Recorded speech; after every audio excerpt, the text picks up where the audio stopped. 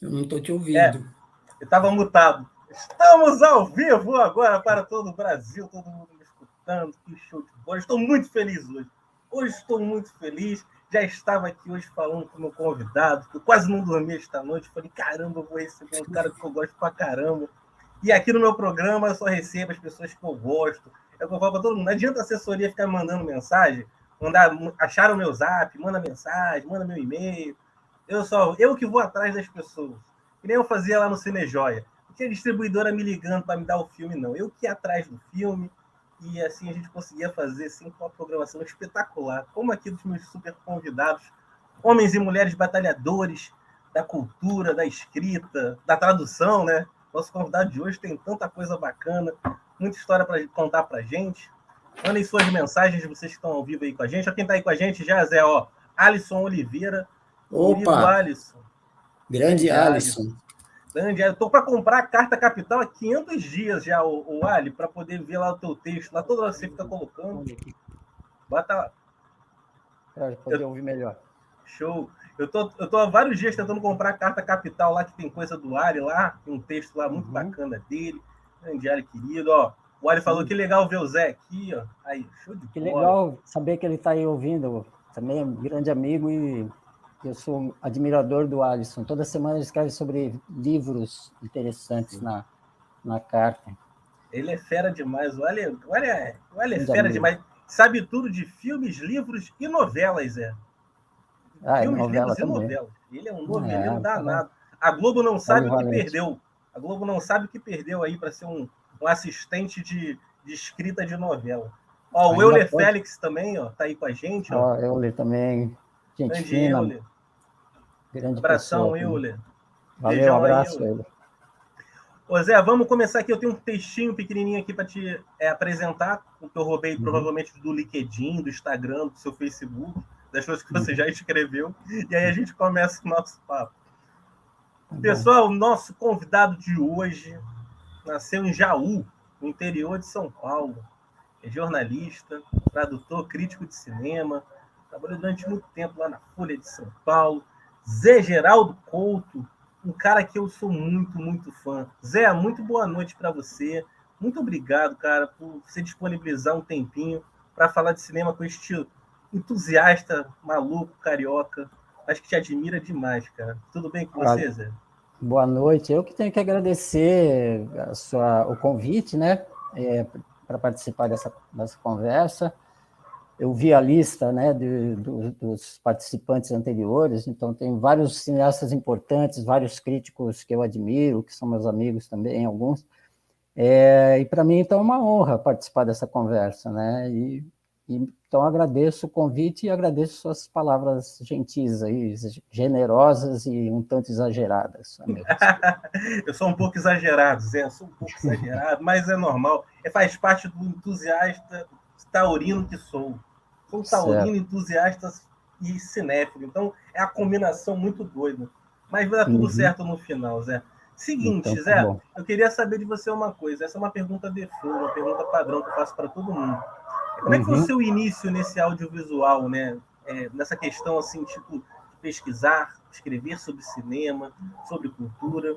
E outra coisa, a sua família sempre te apoiou em todas as suas escolhas profissionais? Conta pra gente. Olha, na verdade, assim, o meu começo profissionalmente nessa área de cinema, escrevendo sobre cinema, foi meio tardio, assim, né? Eu comecei a trabalhar com jornalismo, mas em outras áreas. Eu sempre gostei de cinema, escrevia para mim mesmo ou para amigos e tal sobre filmes, mas profissionalmente eu trabalhei em outras áreas do jornalismo. Eu dei aula de história, sou formado em história também, né? Dei aula de história no ensino médio e trabalhei em jornal, nas editorias de cotidiano, né? Na época chamava Geral. Quando eu trabalhei na Folha, eu trabalhava nessa editoria.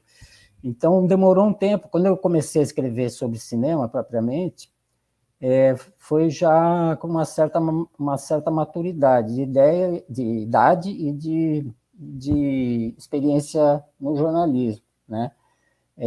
A verdade é assim, eu trabalhei na Folha, nessa editoria de cidades, e como eu queria escrever já sobre cinema, eu tinha uma vontade de escrever sobre cinema, eu vi que uns amigos meus que tinham sido meus colegas na ECA, na USP, né, na Escola de Comunicações e Artes da USP, esses colegas tinham acabado de fundar a revista 7, de cinema e vídeo.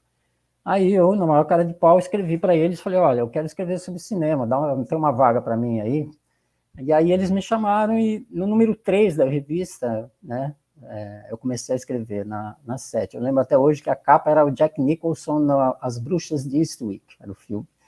E então foi a partir dali que eu comecei a escrever sobre cinema regularmente. Saí da Folha, né, e fui para a 7, escrever sobre cinema, fazer crítica, fazer entrevista, fazer cobertura de festival, essas coisas, tudo eu comecei na 7. Aí eu voltei para a Folha, quando eu voltei para a Folha, isso já em 91, né, eu voltei para a Folha para trabalhar num caderno de cultura da época, que era o caderno Letras. Embora chamasse Letras, ele incluía, além da literatura propriamente dita, as outras artes, né, cinema, teatro, artes visuais e assim por diante. Então, foi nessa volta para a Folha, eu comecei a escrever mais regularmente sobre cultura, e especialmente sobre livros e filmes, né? Escrevia para a Ilustrada também, depois trabalhei na Ilustrada, quer dizer, na Folha eu trabalhei em várias funções, exercendo várias funções, especialmente no caderno Letras, que depois virou Mais, caderno Mais, né? Hoje é Ilustríssima, e na Ilustrada.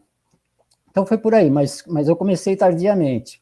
Então aí já não era muito uma questão da família apoiar e tal, porque aí eu já fazia a minha independência profissional, financeira, já morava fora de casa e tudo, não tinha muito o que ser aprovado, né? Meu pai morreu quando eu era muito criança, então ele nem estava presente, mas a minha mãe apoiava, gostava, não entendia muito e tal, mas achava bacana que eu estivesse trabalhando em órgãos de imprensa importantes e tal. Então foi por aí. Acho que eu acabei falando demais, desculpa aí. Não, que isso, pode falar à vontade. Ó, o Alisson tá falando aqui que ele lia 7, ó, era muito boa, que ajudou muito na formação dele como cinéfilo lá no final dos anos 80. Pô, sabe que várias pessoas me falam isso, quem me falou isso algumas vezes também foi o Francis Wagner, que agora é realizador também, né, cineasta, professor de cinema e tudo, e ele era muito jovem na época que eu trabalhei na 7, e ele disse que ele colecionava, me lembrou, assim, de edições especiais e tal, e não sei o quê. Isso me deixa muito contente, assim, de ver que a revista semeou, de alguma maneira, uma cinefilia, ou ajudou a alimentar uma certa cinefilia, né? Isso, para mim, é o que tem de mais gratificante, assim, é ver esse pessoal hoje produzindo e fazendo coisas muito legais, indo muito além até do que a gente ia na época da 7.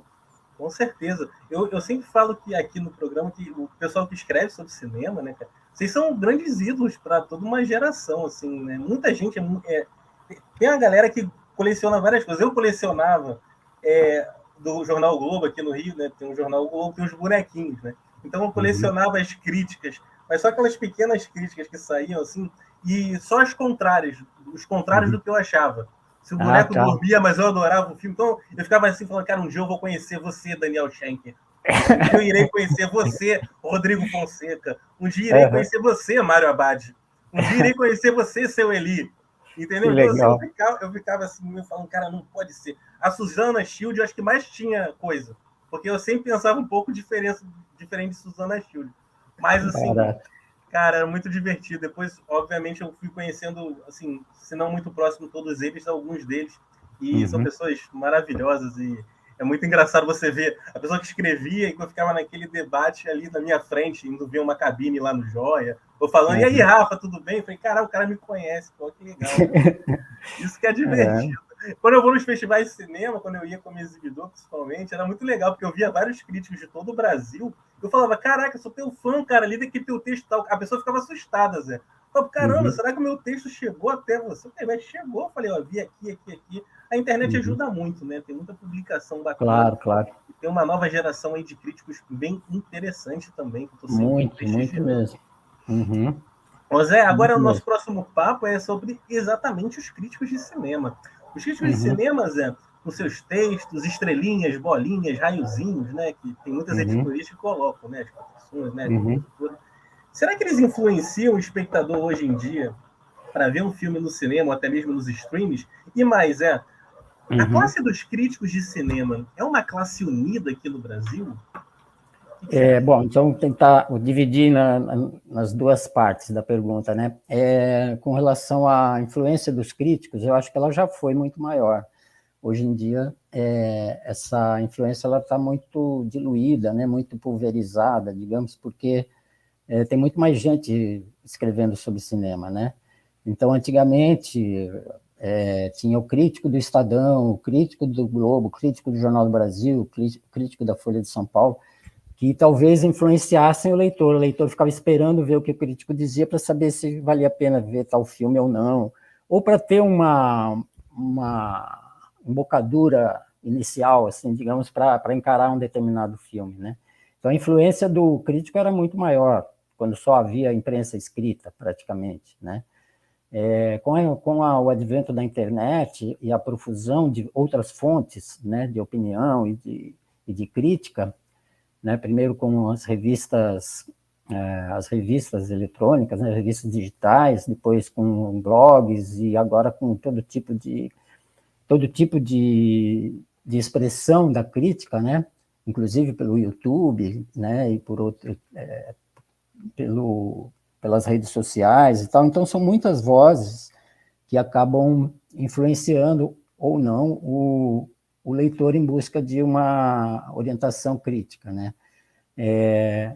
Na verdade, então, aquela postura do crítico como o formador de opinião, ou aquele que dava a última palavra, aquele que dizia o que era bom, o que não era e tal, essa influência, essa figura desse crítico, ela se enfraqueceu bastante, né? O que é bom por um lado, e por outro lado, tem o lado negativo disso é que houve uma espécie de nivelamento, né, da atividade crítica. Então, o crítico que estudou, que conhece, que tem uma boa formação, que tem uma cultura cinematográfica, que viu muitos filmes, que estudou, que refletiu e tal, a opinião dele acaba tendo o mesmo peso de alguém que só vai lá e emite uma opinião, vê um filme e emite uma opinião. E aquilo acaba contando tanto quanto, né, pelo menos para uma parte do público, tanto quanto a opinião desse crítico já formado, com, né, um olhar treinado, digamos, né. E outra coisa, assim, o que passou a prevalecer, de alguma maneira, foi a visão média, né, digamos, o senso comum passou a prevalecer. Então, por exemplo, muitos leitores e espectadores, eles respeitam mais, por exemplo, a cotação que um filme obtém num site como o IMDb ou como o Rotten Tomatoes, sei lá. Ele vai ver a cotação média daquele filme, quantas estrelas ele tem, qual é a nota, né, que ele tem, no caso, e isso vai balizar a sua escolha, digamos, né, para assistir um filme ou não. Assim como na Amazon, você vai comprar um livro também, está lá a cotação dos leitores, né, dos consumidores. Então, isso faz com que o gosto médio acabe se impondo, acabe sendo mais importante, às vezes, do que a crítica de alguém especializado, né, seja na literatura, seja no cinema. Então, por um lado, houve uma democratização, né, quer dizer, o crítico saiu daquele pedestal de dono da verdade e tal, e isso é ótimo, né? O espectador e o leitor e tal não tinha voz, né? Ele passou a ter agora, tá? Porque não só existem essas fontes que eu falei, né? Os blogs, os canais de YouTube, essas coisas, como nos próprios órgãos de imprensa existe espaço para discussão, né? Geralmente, um espaço para os comentários, para discussão e tal. Então, tem esse lado foi positivo de dar voz a mais gente, né? Mais gente poder escrever sobre cinema. Por outro lado, desculpa, né? Por outro lado, teve esse rebaixamento que eu falei, digamos, dos critérios, do nível de exigência, do conhecimento específico da história e da linguagem do cinema, né? Bom, mas isso não estou aqui para chorar o leite derramado, eu acho que é uma nova situação, os críticos têm que aprender a lidar com ela, né? E a segunda pergunta, né? Eu me estendi um pouco na primeira, mas eu ainda lembro da segunda, que foi se a classe dos críticos ela é unida, né? Eu acho que mais ou menos, até que bastante bastante unida, assim, quer dizer, eu tenho muito mais amigos, muito mais amigos entre os críticos do que desafetos ou de gente com quem eu antipatize ou que antipatize comigo, né? E nos últimos anos, nas últimas décadas e principalmente nos últimos anos, houve um fortalecimento das entidades de críticos, né? Então, a Abracine, por exemplo, que é a Associação Brasileira de Críticos de Cinema, ela tem hoje, acho que 140, o Alisson talvez até saiba melhor do que eu, mas eu acho que tem uns 130, 140 membros do Brasil inteiro, quer dizer, ela é realmente nacional, e passa a ter, então, uma interação maior, né? Os críticos de todo o país passam a interagir, seja em grupos de e-mails, seja em eventos, seja em festivais e tal, passa a ter uma interação maior, isso é muito bacana. Publicações, né? A Abracine tem feito livros sobre os mais diversos assuntos, gêneros e tal.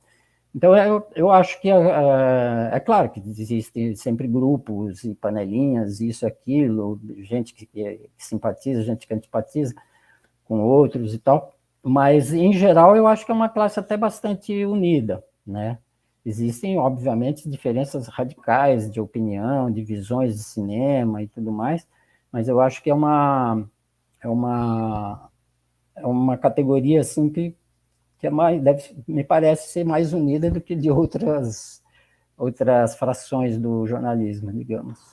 Sim, sim. Eu recebi aqui o Marcelo Miranda, que é o atual presidente da Sim, Abracine, a Ivonete também, que foi a presidente anterior, né, também sim, teve aqui, e a gente conversou muito sobre essa questão da Abracine, né, sobre essa questão do contato da Abracine com as outras associações, né, algumas até sim, mais antigas que a Abracine, né, como a do Rio de Janeiro, a do né, tem Rio. a do Pará, eu acho que é a primeira de todas do Brasil, se eu não me engano, é a do A Pará. do Rio, assim, para falar a verdade, a do Rio foi a que teve mais problema com a Abracine. Houve um desentendimento, uma dificuldade de entendimento entre a Associação dos Críticos do Rio de Janeiro e a Abracine, porque a Associação dos Críticos do Rio de Janeiro, por ser mais antiga e tudo, ela tinha assumido quase o papel de uma associação nacional, né?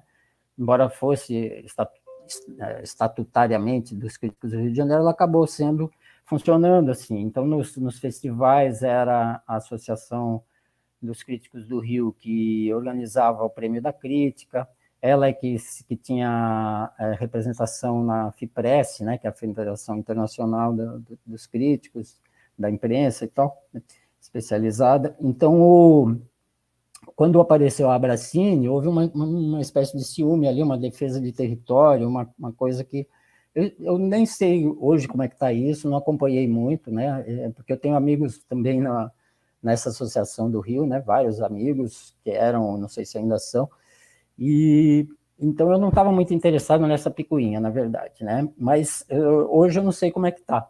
Mas a própria Ivonete, que você citou, ela veio da Associação dos Críticos do Rio Grande do Sul.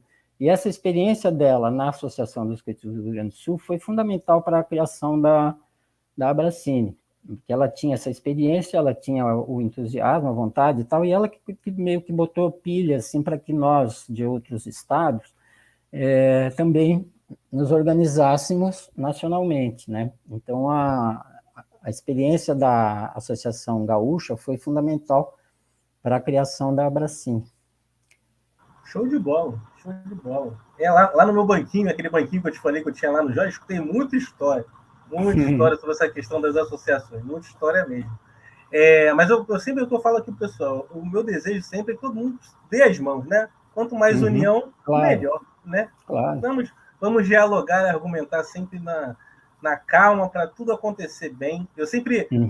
Os meus conselhos sempre foram positivos para ambos os lados, é o que eu falo sempre, né? Sim, Eu acabo conhecendo muita gente, né? Conheço muita uhum. gente, né? Nesse meio.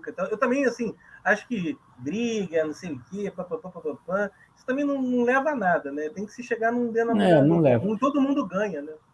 Claro, e ainda mais agora juntando as duas partes da sua pergunta, né? Os críticos hoje, eles nem não têm mais essa influência toda, esse papel, esse peso todo. Então, é muito bobo ficar disputando um espaçozinho, ficar disputando né, um prestígio e tal. Eu acho que a atitude mais correta é essa mesmo, trocar ideias, se organizar, quanto mais nacionalmente melhor e tal, porque é preciso, inclusive, fortalecer a crítica contra os seus críticos, né, contra os seus inimigos, né, porque a crítica, ela também é muito atacada, assim como as artes são atacadas, né, então eu costumo falar, pô, se hoje em dia a arte, o cinema, por exemplo, é considerada uma coisa de parasitas, de vagabundo, de mamadores das tetas do Estado, não sei o quê. Imagina o crítico de cinema, né? Se o cineasta é o parasita, o crítico é o parasita do parasita, né? Então, a gente tem que valorizar essa função, esse papel, né? Mostrar por que é importante. Primeiro, a existência do cinema, e em segundo lugar, a existência da crítica de cinema. Por que ela é importante? Qual é o papel social, o papel cultural ela desempenha, né? Para isso, eu acho que quanto mais a gente se entender, melhor, né? Quanto mais a gente conseguir trocar ideias e se entender com esse espírito, melhor. Com certeza. Ô Zé, seguinte, quando eu era programador do Joia, eu via um certo preconceito, barra preconceito, ou preconceito, do público, de parte do público, contra os filmes brasileiros. Tá? Quando a gente colocava um filme brasileiro lá, muita gente chegava e falava assim, é brasileiro, eu não quero ver, não. E assim, nem sabia sobre o que era, não lia sinopse, só via que era brasileiro e virava as costas. E, obviamente, como éramos um cinema de muita proximidade com o nosso público, a gente tentava convencer as pessoas. E, na maioria das vezes, a pessoa entrava e gostava do filme. Então, assim, eu queria saber de você, o que você já viu aí durante toda a sua vida? Você acha que já existiu, ainda existe, nunca teve essa questão do público que vai no cinema contra os filmes brasileiros? Tem esse preconceito mesmo? Você já sentiu isso, Zé? Existe. Agora, é bom assim a gente matizar um pouco, né? Houve uma época em que o cinema brasileiro era popular, digamos, conseguia atrair grandes massas para as salas de cinema, né? Então, na época da Chanchada, depois Mazzaropi, Trapalhões. Trapalhões, né? Agora, esse público que ia ao cinema, enchia os cinemas e tal, e dava aos filmes brasileiros uma grande bilheteria, esse público acabou sendo progressivamente afastado dos cinemas porque houve uma elitização mesmo do mercado exibidor, né? Então, os cinemas que eram os mais populares, que eram os dos centros das grandes cidades, dos bairros e nas cidades do interior, né? Então, esses cinemas onde o público gostava de ir ver Mazzaropi, depois ver os Trapalhões, o mesmo o cinema erótico, sei lá, mas o público que gostava de ir ao cinema ver filmes brasileiros era esse público mais popular. E com essa deterioração dos centros das cidades, aí fechamento de cinemas e transformação em estacionamento ou em templo evangélico, ou sei lá o quê, e fechamento dos cinemas no interior e nos bairros, né? Quer dizer, com isso, o cinema foi sendo confinado aos shopping centers, né, ou aos multiplexes, e o preço do ingresso subiu muito, os cinemas ficaram distantes da casa do público mais pobre, né, dos moradores mais pobres da cidade. Com isso, esse público que gostava de cinema brasileiro parou de ir ao cinema e passou a ver televisão, né, ver novela e seriado de televisão e assim por diante. E o público que passou a predominar nos cinemas, essa classe média urbana brasileira mais tendencialmente colonizada, teve uma tendência a não gostar de filme brasileiro porque é uma espécie de vergonha de ser brasileiro, né? Aí a gente tem sempre que lembrar do Paulo Emílio Salles Gomes, né? Que dizia que é uma frase que era muito repetida e distorcida, né? Ele dizia que o filme brasileiro, o pior filme brasileiro, nos diz mais respeito que o melhor filme estrangeiro. Ele não queria dizer que era melhor, que o pior filme brasileiro era melhor que o melhor filme estrangeiro. Não era nada disso. Ele não era nenhum tonto, né? Um cara que o estudo dele foi sobre o Jean Vigo, a tese dele é respeitada até hoje na França. Quer dizer, um cara que tinha um conhecimento de cinema internacional e não tinha nada de bairrismo, de nacionalismo bobo. Mas ele sacou isso, que o cinema brasileiro, mesmo quando é ruim, quando é mal feito, tal, ele fala sobre nós, até nos defeitos ele nos mostra, nos revela, assim, digamos assim. E, a meu ver, essa classe média mais colonizada, mais com os olhos em Nova York ou em Paris e tal, essa classe média tem vergonha de se ver no cinema, ou de ver como é o nosso país, como são os nossos conterrâneos, né? Então, eu acho que existe, sim, esse preconceito, porque aí também, quando se detesta um tipo de filme, é porque se tem, ainda que inconscientemente, ainda que não de maneira explícita, se tem um modelo oculto de cinema. E o modelo oculto de cinema é normalmente o cinema, o grande cinema norte-americano, o cinemão norte-americano, né? O cinema de grande público, cinema de entretenimento norte-americano, né? Os filmes de gênero, os filmes de grande sucesso. Então, o cinema brasileiro, como não, muitas vezes, na maior parte das vezes, não condiz com esse modelo, é visto como ruim, porque, você entende? Então, existe um parâmetro oculto, um parâmetro que está ali na cabeça do espectador que vai ver um filme. Se o filme não bate com aquele parâmetro, ele não gosta. Então, ele não gosta do cinema brasileiro, mas também não gosta do cinema japonês, do cinema iraniano, sei lá, porque são filmes que não se enquadram na ideia que ele tem de cinema. Então, é muito comum você ver e falar, isso não é cinema. Por que isso não é cinema? Entendeu? Bom, mas eu acho que eu estou me estendendo um pouco demais, mas existe esse preconceito, só para matizar mais um pouco, né? Eu acho que esse preconceito foi um pouco quebrado, um pouco abalado, um pouco amenizado, digamos, pelo bom desempenho de alguns filmes brasileiros internacionalmente, seja em festivais, seja até em bilheteria mesmo, né? E indicação para Oscar, essas coisas todas. Então, filmes assim como a Central do Brasil, o Cidade de Deus, Tropa de Elite, esses filmes que conseguiram ter uma visibilidade internacional, ter um sucesso internacional, sucesso de estima, pelo menos, né, um sucesso de prestígio, quebrou um pouco essa resistência, né, esse preconceito com relação ao cinema brasileiro, porque era também uma resistência que tinha a ver com a qualidade técnica dos filmes, né, que se dizia, o cinema brasileiro tem um som ruim, não dá para entender nada, o cinema brasileiro é escuro, é mal feito, e não sei o quê.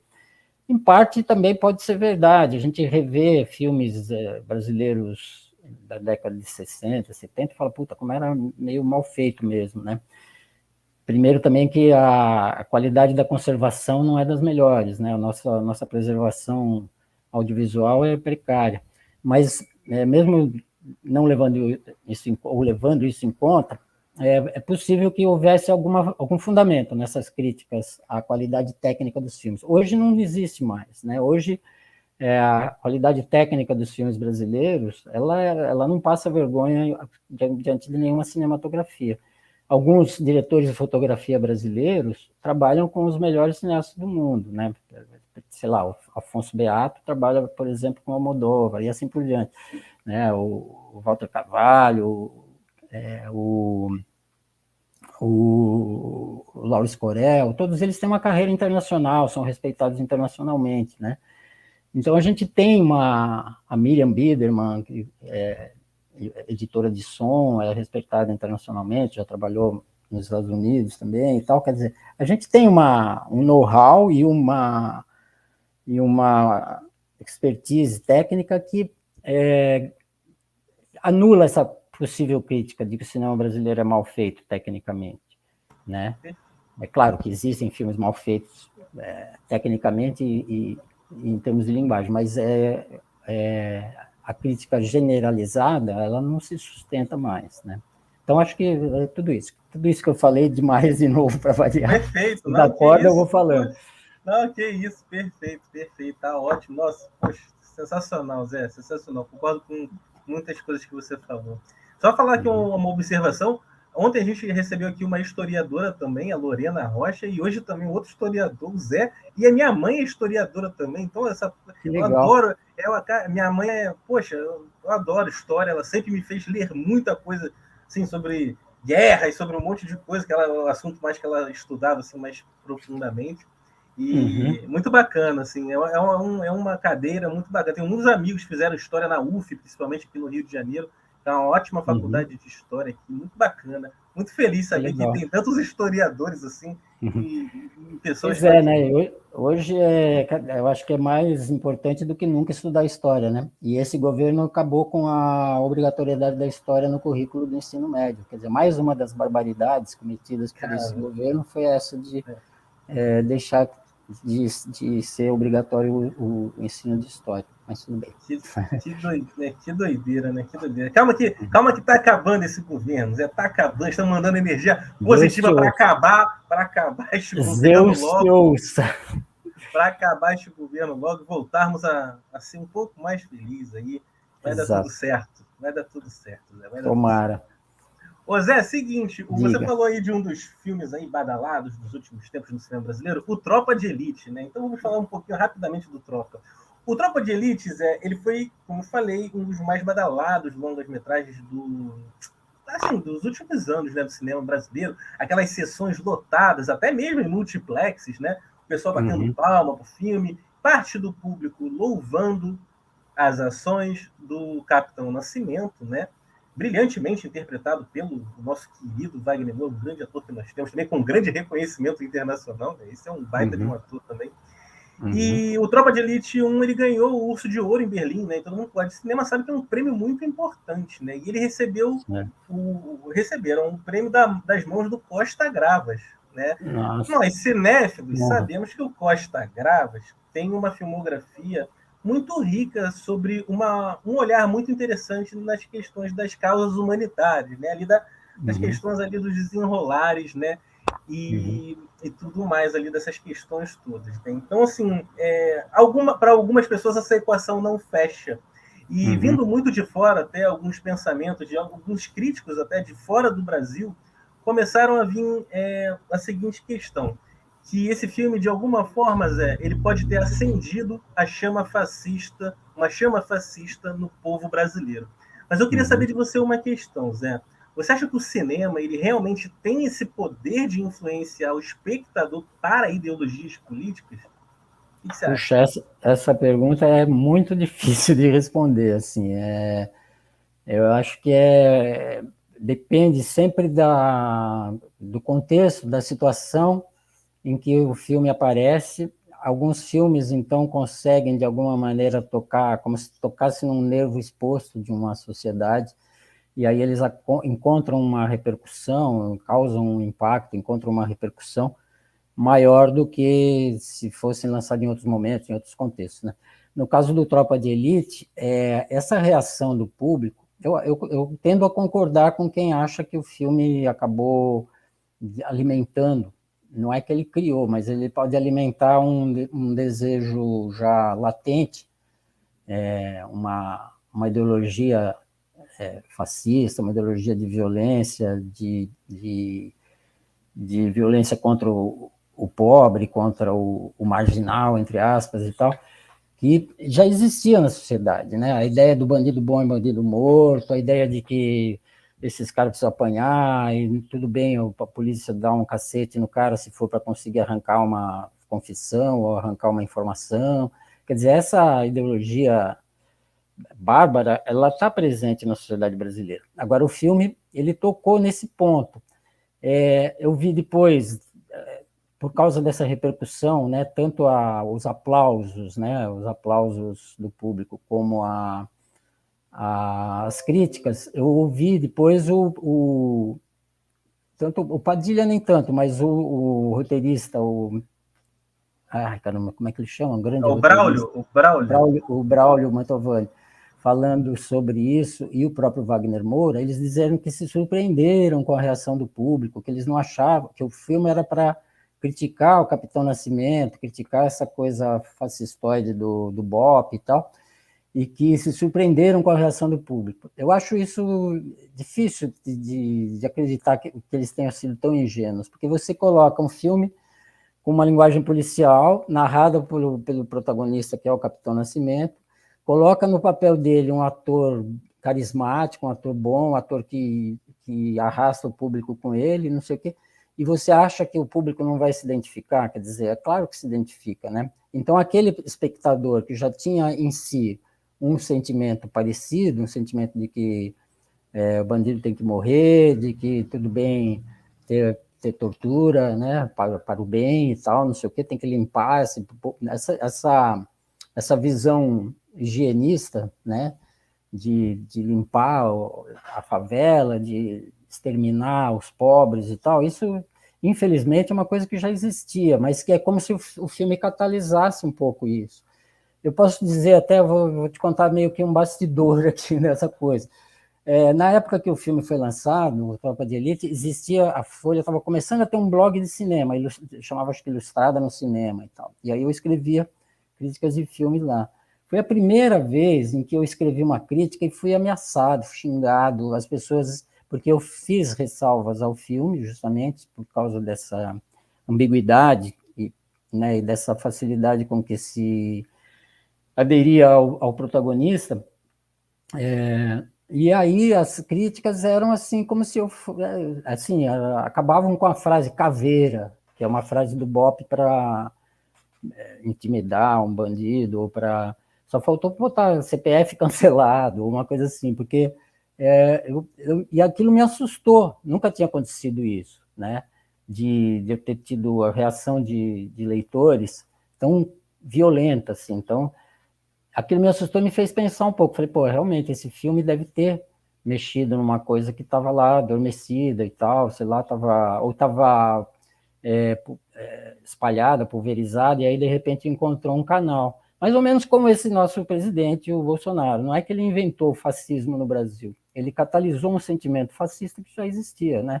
Essa misoginia, esse tesão pelas armas, essa homofobia, tudo isso que ele tem é uma coisa que tá muito presente na nossa sociedade. E quando ele apareceu, foi como se ele catalisasse isso. Então passou a existir uma coisa chamada bolsonarismo, que é a reunião dessa gente toda maluca que estava lá espalhada, reclamando, xingando no bar ou no trânsito, sei lá eu, mas que de repente encontrou uma bandeira, um ídolo, um mito e tal, né? Eu acho que o Tropa de Elite acabou fazendo isso sem querer, assim, porque eu acredito nas boas intenções do Braulio Mantovani, do Wagner Moura, acredito de fato, mas eu acho que eles foram ingênuos demais de não ter percebido de antemão que esse filme poderia contribuir para isso. Mas sei lá, né?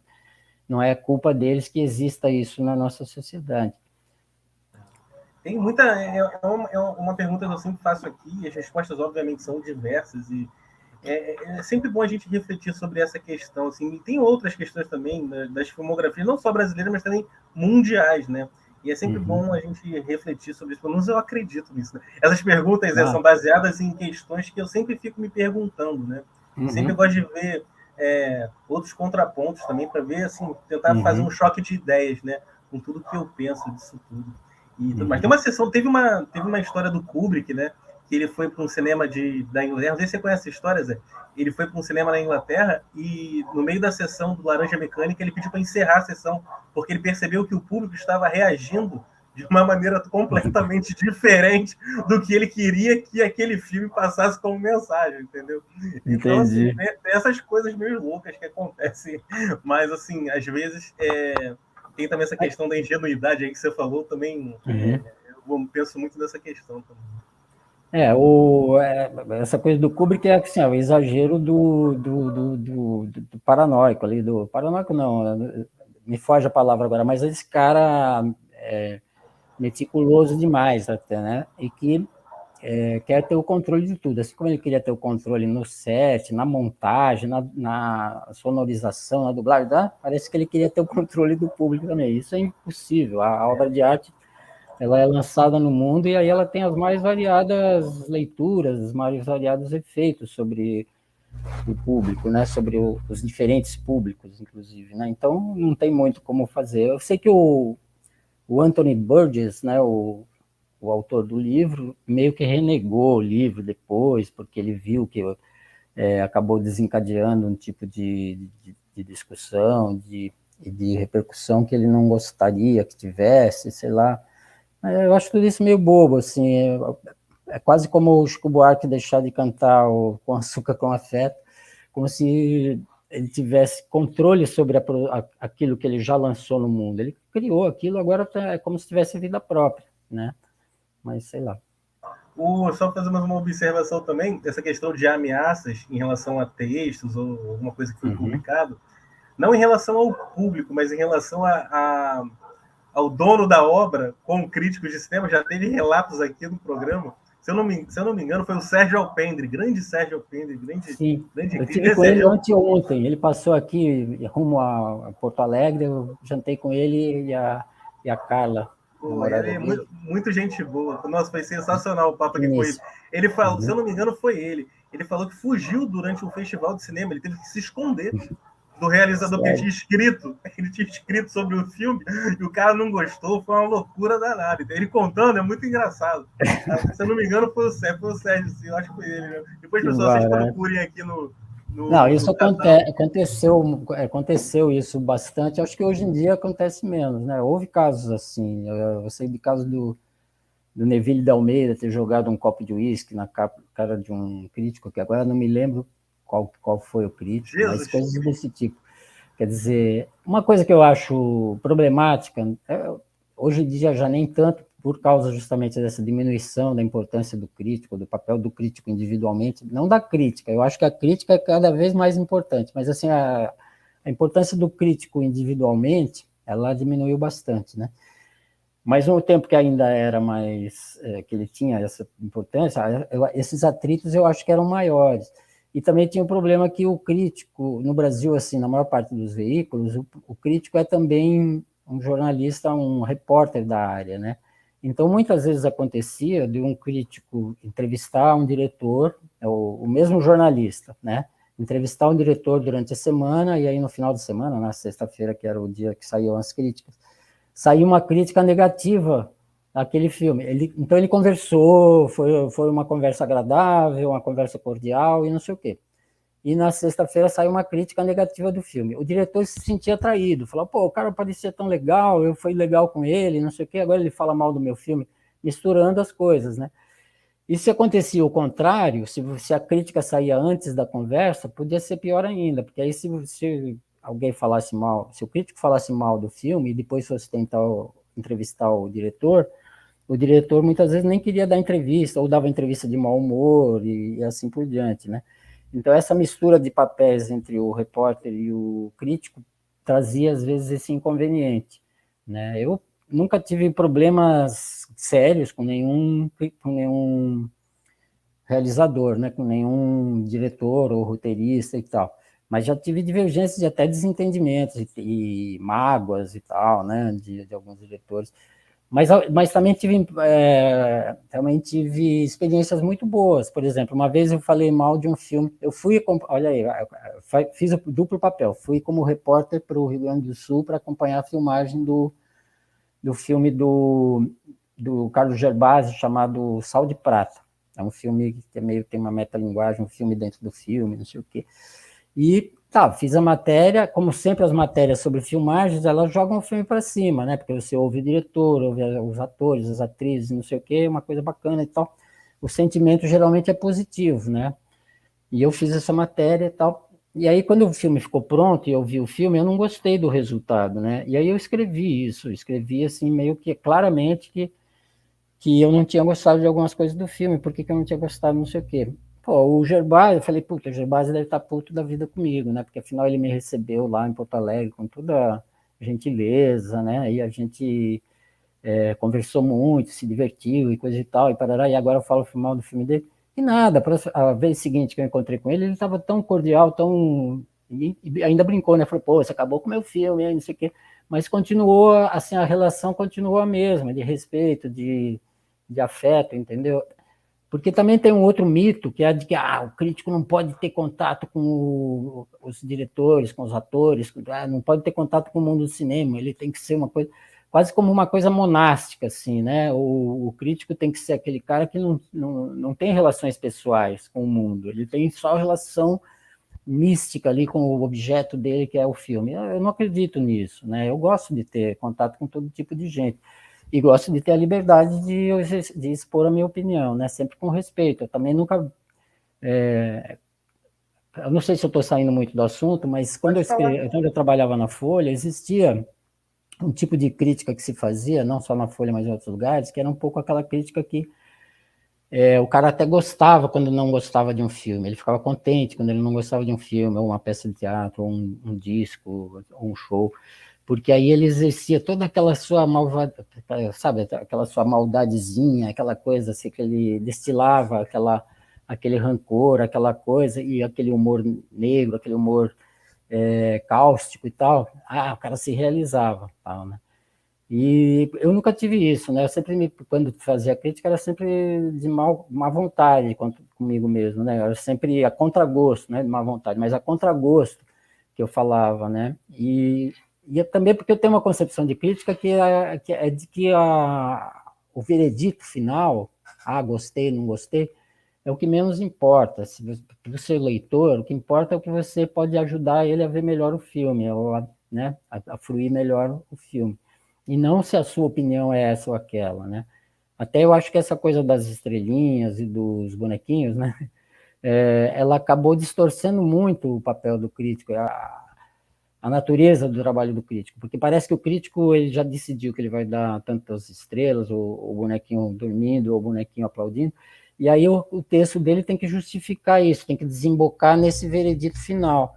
E eu acho que não necessariamente você tem que ter um veredito. Às vezes você pergunta para mim se eu gostei de um filme, eu falo, acho que gostei, mas não sei, eu tenho que pensar melhor. O importante, eu costumo dizer o seguinte, que quando me perguntam o que você achou desse filme, eu falo, o importante não é o que eu achei do filme, é o que eu achei no filme. Pode ser interessante o que eu achei no filme, o que eu vi no filme, que pode ser interessante conversar, discutir, falar para outras pessoas, entendeu? Esse Então, negócio esse negócio da estrelinha, uhum. só fazer essa observação, desculpa te interromper. Eu vi uma vez uma nota, eu não vou citar aqui o nome da pessoa, porque é menino do veículo, é uma galera aí da nova geração, que a nota foi 7,67 para um filme. Aí eu Parece fiquei nota de pensando, escola de samba, de quesito de escola de samba. exatamente, aí eu fico pensando, como é que foi que a pessoa tirou 7,67 num filme? Não dá para entender algumas coisas, assim, realmente Bem, mas vamos ver o que acontece aí. E é aquele negócio, tem público para todo mundo, tem gente que gosta de ver algo mais Claro. superficial, Uhum. no YouTube, tem o TikTok agora, Zé. O Eu TikTok, vi, TikTok. entendeu? Tem um monte de coisa. Então, assim, vídeos de 1 minuto, 2 minutos. O Uhum. importante é que a galera fale sobre o cinema, né? Eu acho que isso que é Uhum. o louvável. Vamos em Uhum. frente e vamos fazer Uhum. acontecer. Se a gente quiser, obviamente, é só também questão de pesquisa, pessoal. Quer um texto mais profundo, com mais embasamento, né? Aquela coisa toda, procura um crítico de cinema profissional. Tem Uhum. alguns como o Zé por aí, para vocês Não, lerem. aliás, só para colocar uma nuance ali, quando eu falei do rebaixamento, dos critérios, né, por causa dessa pulverização das vozes, né, dessa disseminação de várias vozes e tal, tem um outro lado disso que é o seguinte, os jornais e revistas passaram a dar cada vez menos espaço para crítica, né, e o que compensou um pouco isso foi justamente a internet, né, quer dizer, as revistas digitais, alguns blogs e tal, mas principalmente as revistas digitais, que elas, de alguma maneira, deram espaço para uma nova geração, principalmente de críticos, que eram muito bons e muito eruditos, muito conhecedores do cinema, né? E que tinham ali um espaço que a imprensa tradicional já não estava dando mais. Então, quem queria se aprofundar sobre um determinado filme, diretor ou cinematografia, passou a encontrar nessas revistas, nesses ensaios, nesses artigos, textos muito mais consistentes, mais substanciais do que estavam encontrando na imprensa, né? E alguns desses críticos que apareceram nessas publicações, na Contracampo, na Cinética, na Paisá, em outras revistas pelo Brasil afora, eles são muito bons, assim, sabem muito mais de cinema do que eu, por exemplo, porque eles assistem muito mais filme, é verdade, eles têm um conhecimento de cinematografias que eu não conheço quase nada, eles têm acesso, até porque passaram a ter também uma habilidade, uma capacidade de manipular os meios que a gente da minha geração tem mais dificuldade. Então, esse pessoal passou a ver filme do mundo inteiro, tem uma visão muito abrangente, além de conhecer a história do cinema, né, os clássicos, os grandes realizadores e tal, mas passou a ter também esse contato com cinematografias do mundo todo e se informar muito, né, se atualizar, se informar e tal. Então, eu sinto realmente que isso foi um avanço, né? Ao lado dessa diminuição do papel do crítico profissional e tal, esse crítico estudioso, esse crítico intelectual, ele passou a ter espaço nessas publicações. Show de bola. Já tem quase 50 minutos de papo. Olha só, viu? Passa rapidinho, hein? Passa rapidinho, viu, Zé? Eu falo muito. Que isso, tá sensacional. Eu tenho mais uma perguntinha para fazer, depois a gente vai fazer um bate-bola rápido, que é o Boomerang Snap, é bem rápido, e aí a gente termina. Zé, seguinte, um assunto que eu venho pensando muito, e também leio muita opinião de muitas pessoas sobre isso, é o seguinte: a Rússia está em guerra com a Ucrânia, né? Aquela coisa toda triste, devastadora, imagens, relatos, ainda mais agora na era da internet, né? A gente fica mais próximo dali, dói muito, né? Dói muito. Alguns festivais de cinema, Zé, estão negando a participação dos filmes russos nas suas seleções, né? Parece que só o Festival de Veneza não está indo por essa vertente e tal. Eu queria saber a sua opinião sobre isso, Zé, porque para mim, às vezes eu não sei direito o que pensar, sabe? Em relação a essa questão. E também fico me perguntando, daqui a pouco vão ter os festivais de cinema no Brasil. Será que também vão negar os filmes russos nas seleções? Olha, eu espero firmemente que não. Eu considero uma grande bobagem isso de cancelar, impedir a representação de filmes russos nos festivais, né? Nem estou falando das outras áreas, das outras artes, que também aconteceram coisas absurdas, né? Tipo, suspender seminários sobre Dostoiévski. Eu li, assim, mas voltaram atrás, né? Esse daí eu acho que voltaram atrás até. Tomara. Chegaram a voltar atrás pela repercussão. Então, agora com relação ao nosso campo aqui, né, do cinema, né, eu acho que é um empobrecimento total. Primeiro que os filmes russos, eles não são filmes do governo russo, eles não são filmes do Putin. Muito geralmente, quando são filmes bons, eles são contra o poder, né, seja o Putin ou seja quem estiver no poder. Mas geralmente a arte, ela é independente e é contra, a não ser a arte de propaganda, né, que não é o caso dos filmes que vão para esses festivais. Geralmente são obras críticas, né? E obras que fazem pensar, obras que informam, obras que trazem uma abertura para a realidade daqueles países. Pô, a cultura russa é uma cultura tão rica, mas tão rica, que é um absurdo a gente querer emburrecer, a gente querer falar, não quero saber disso, né? Então não vou ler o Tolstói, não vou ler Dostoiévski, não vou assistir filme do Eisenstein, nem do Tarkovsky, nem do Sukhorov, não sei, quer dizer, é uma coisa assim completamente irracional, boba, uma demagogia, assim, um tipo de uma demagogia que eu acho que é um tiro que sai pela culatra, porque os verdadeiros cinéfilos, os verdadeiros amantes do cinema e tal, eles não vão se sentir representados por essa atitude, eles vão se sentir lesados, eu acho, sabe? Eu me sentiria se eu estivesse em Cannes e falasse, pô, mas não vai vir um filme russo, né? O filme russo que eu estava esperando, ou que estava todo mundo curioso para ver e tal. Porque isso não afeta em nada o desenrolar da guerra, então só afeta a gente que está do lado de cá e que se vê privado de ter acesso a essas obras, né? Eu acho muito emburrecedor, muito empobrecedor, né, esse tipo de atitude, sinceramente. Espero, como você falou, logo vão ter os festivais internacionais brasileiros aqui, né? A Mostra de São Paulo, Festival do Rio, e assim por diante. Eu espero que eles não tomem essa atitude, porque eu vou me sentir lesado.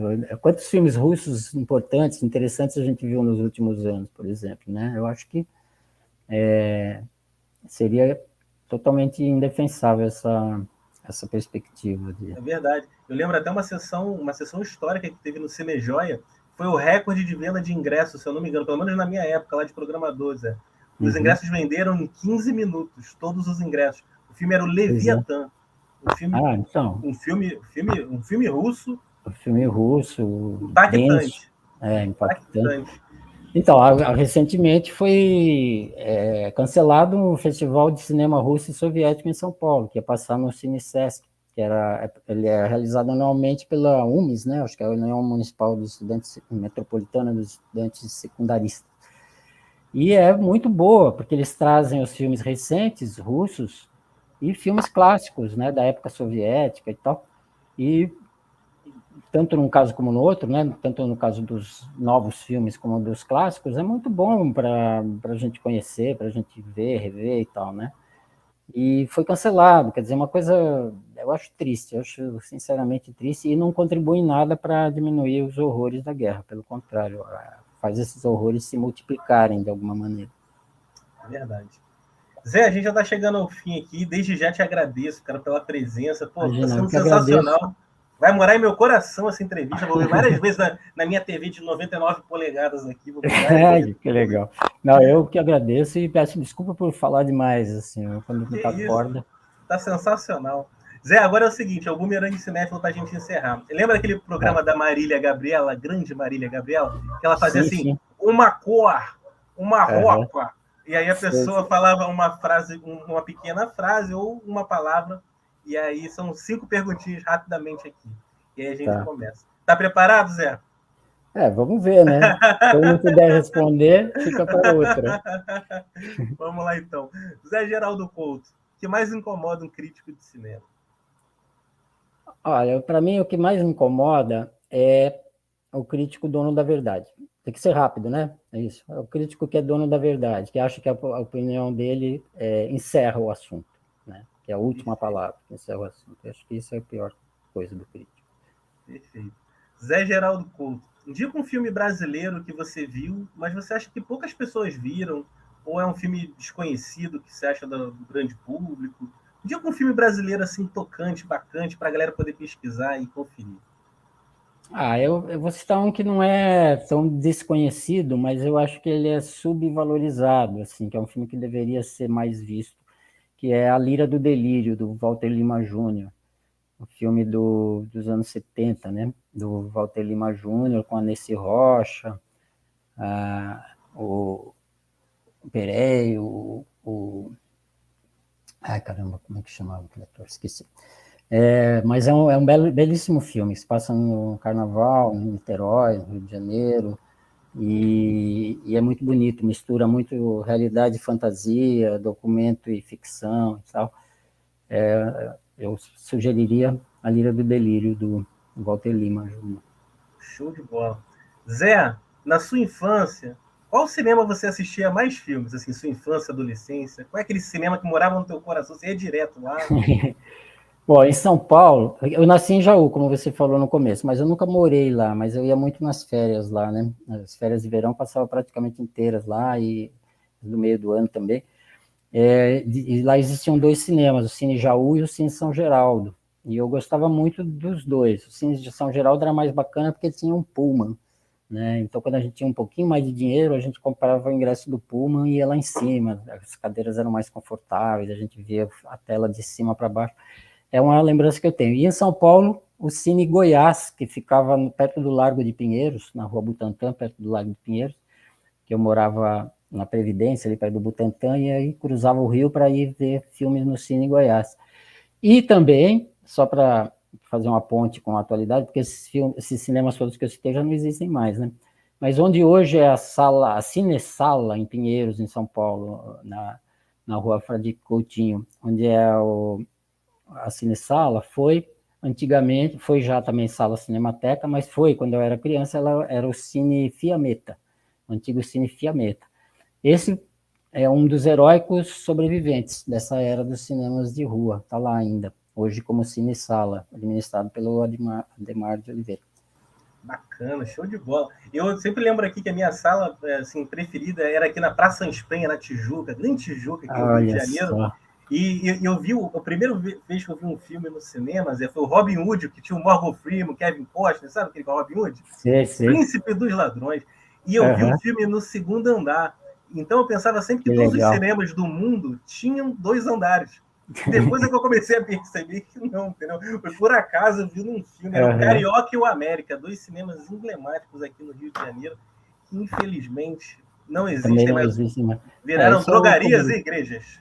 isso é uma tristeza mesmo. É terrível. Drogarias e Ainda igrejas. vou ganhar na loteria, Zé. Jogo toda semana, ainda vou ganhar na loteria. Vou comprar de novo esse cinema. Eu apoio. Tem até uma palavra de ordem hoje que volta e meia aparece, né?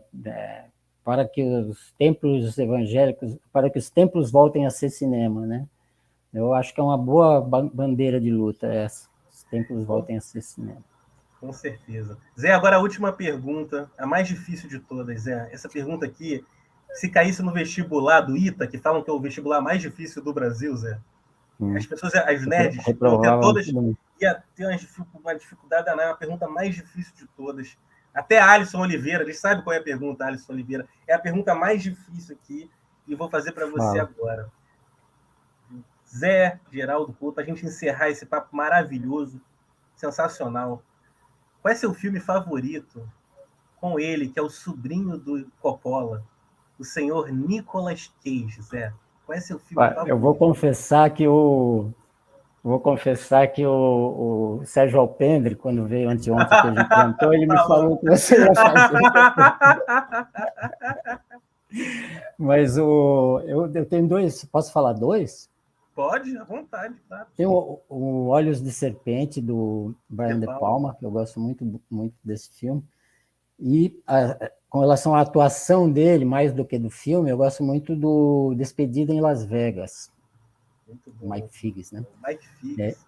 Isso. Despedida em Las Vegas, eu acho que ele tem uma atuação muito boa, de alcoólatra e tal. Que não é tão fácil quanto parece, né? A gente fica imitando bêbado e tal, mas não é assim tão fácil quanto parece. E eu acho que ele está muito bem, né, no papel.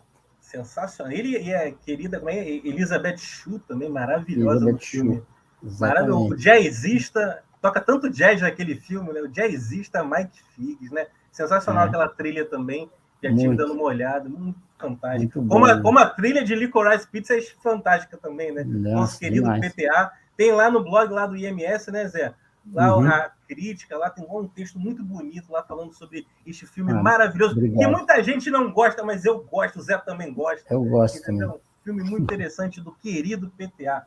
Zé, estamos chegando aqui ao fim. Quero te agradecer demais pela presença. Podia ter aquela musiquinha do Jô Soares. A entrevista foi sensacional. Muito obrigado. Zé, continua inspirando a gente aí. Eu que agradeço o convite e essa sua postura aí, ecumênica, fraterna e afetuosa. Muito legal mesmo. Só tem mais uma coisa que eu queria falar. Pode falar. Fora Bolsonaro. Boa, show de bola. Ó, mandar um beijo aí pro Alisson Oliveira também, ó. Grande Alisson. Entrevista. Um beijo, Ali, para você. Um beijo pro Euler também que esteve aí. A galera também que tá aí, que não mandou mensagem. Um beijo para todo mundo, pessoal. Voltamos semana que vem e depois eu divulgo quais serão os nossos convidados ou convidadas das próximas semanas. Fiquem com Deus. Um beijo. Viva o cinema. Zé, beijão. Obrigado por tudo. Valeu, obrigado. Tchau, querido.